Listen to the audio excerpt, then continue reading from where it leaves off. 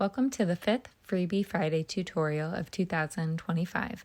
I'm Jessica with Stay Cozy Creative Co. and today we're going to hand knit a hat.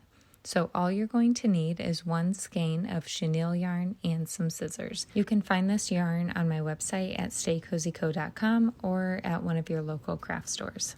We're going to get started with a simple slip knot, so lay the yarn over your fingers, wrap it around, tuck a loop through the back, and pull that tight. I like my loops to be about 2 inches wide or just big enough to fit 2 fingers through.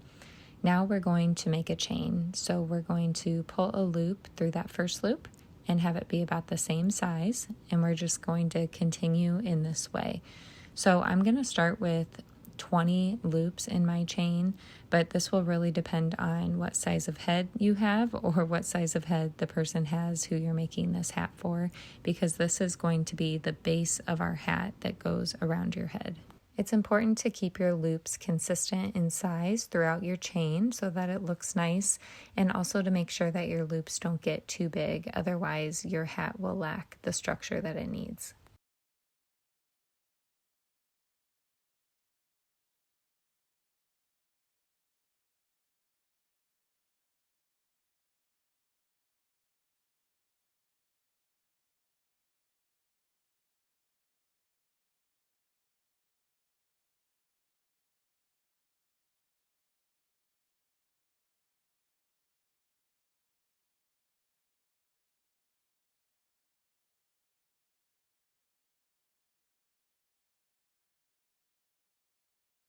I've made it to the end of my chain and I'm going to count my loops.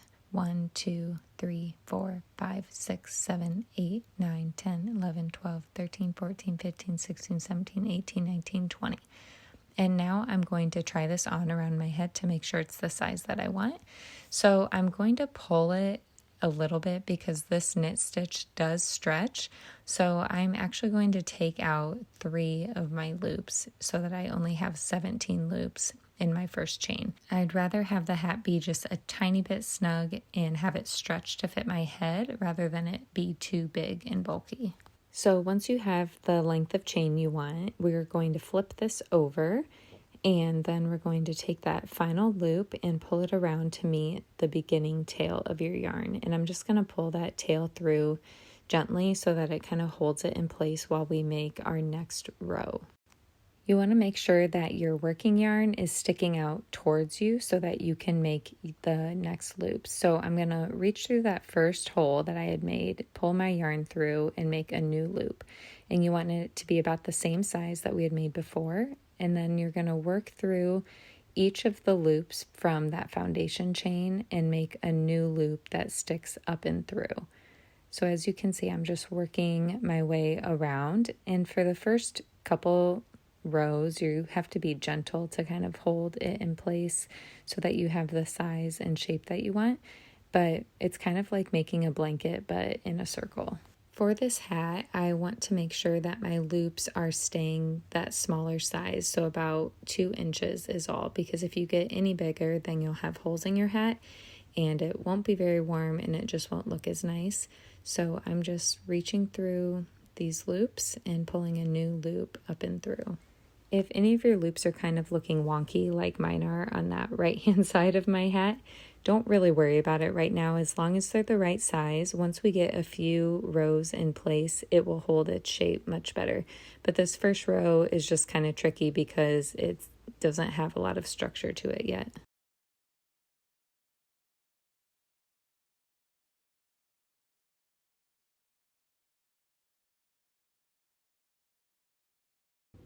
Okay, now we've made it almost entirely around this first row, and you want to make sure that you go into every one of those loops from your foundation chain, even that one that has the tail kind of sticking through, because that's just kind of gently holding it in place. So I'm going to tuck that in a little more so it holds it there.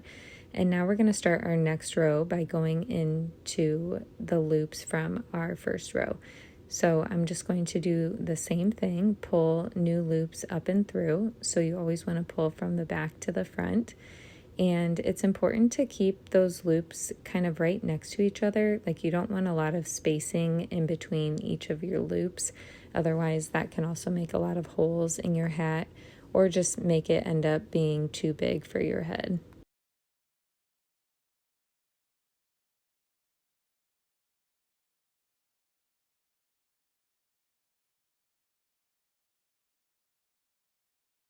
So we're just going to keep working around in this way, and as you can see, I continue to kind of move the hat and reshape it. Since we don't have needles or anything else holding the shape together, you'll see me do that throughout the whole project because it's really up to your hands and the size of your loops to make the shape of the hat. So you kind of want to keep adjusting it into the shape that you want it to be.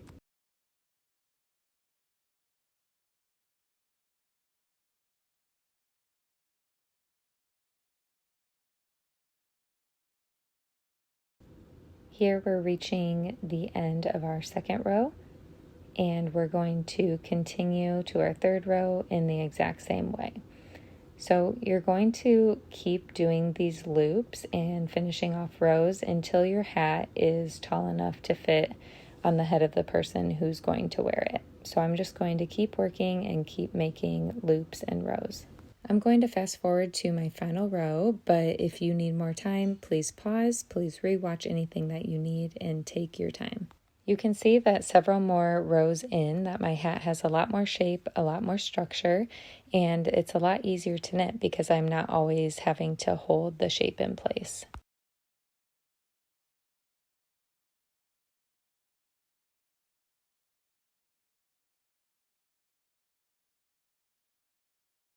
So I'm almost at the end of my row and just want to make sure that I complete the row all the way. So one more loop, and I'm going to try this hat on just to make sure that it's fitting how I want and to also make sure that I have enough rows so that the hat covers my head. And I'm happy with this size, but feel free to add as many rows as you need. I'm going to count my rows right now. So I go to my foundation chain, and then there you can see 1, 2, 3, 4, 5, 6, 7, 8 rows. So I have 8 rows in mine, but you can do more or less depending on the size of head you are needing to fit.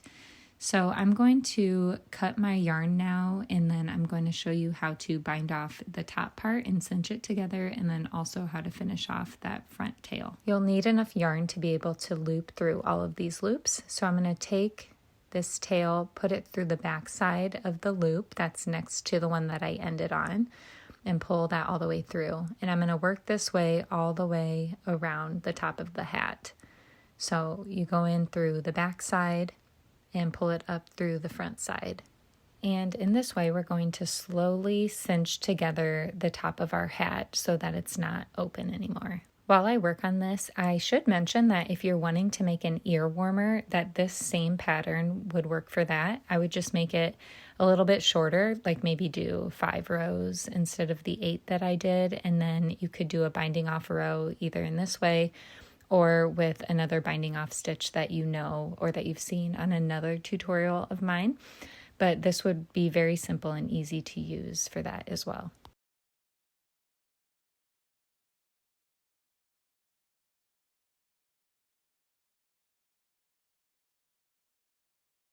So you can see the top of that hat starting to cinch in, and I'm going to stand it up and gently pull on the chenille yarn.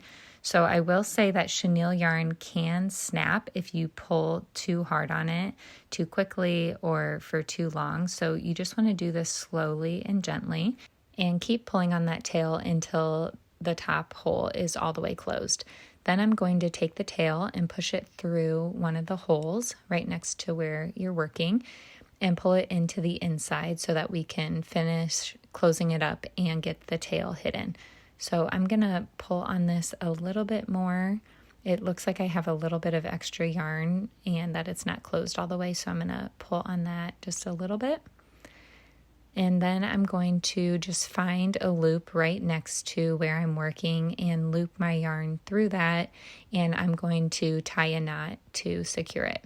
However, if you do have a lighter, or if you have used a lighter with chenille yarn before, you are welcome to cut the tail of this, and you can simply light the end of your yarn and it will kind of melt the fabric a little bit, and you can then singe it to the inside of your hat to secure it. but you can see I'm just using a simple knot to secure mine in place, and then I'm going to take the tail of my yarn and slip it through a few of the loops to hide it. And then I'm going to take my scissors and trim the tail because there's no need to hide this entire length of tail into the top of your hat.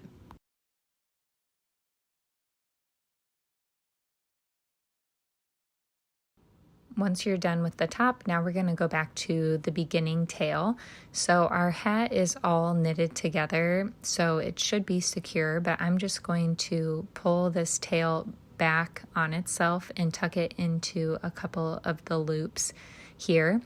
If I had a lighter on me, I would singe the end of this and then tuck it under one of the loops just to hold it in place. But for right now, that will do. And this brings us to the end of our tutorial. Congratulations on hand knitting a hat. I'm so glad you did this project with me. I hope you enjoyed it. If you did, please give this video a thumbs up and consider sharing it with a friend. If you want to make a matching scarf, I also have a free tutorial for that can be found on my channel. Please consider subscribing if you'd like more videos like this one, as well as other inspirational videos on hand knitting and hand crochet. Again, I'm Jessica with Stay Cozy Creative Co. And until next time, stay cozy, creative, and kind.